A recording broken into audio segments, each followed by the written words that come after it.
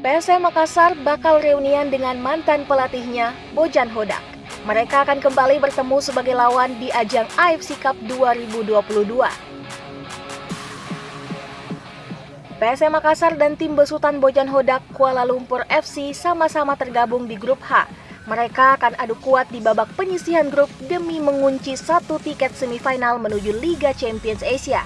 Jika menilik kekuatan kedua tim, keduanya memang belum pernah bertemu. Tetapi untuk musim ini, Bojan Hodak sudah mempersembahkan trofi Malaysia Cup setelah menang 2-0 Johor Darul Taksim di partai final pada 30 November 2021. Pasukan Ramang sendiri saat ini tengah terseok-seok. Mereka sedang berjuang bangkit dari papan bawah. Saat ini mereka masih tertahan di posisi 11 klasemen sementara dengan koleksi 23 poin dari 19 laga.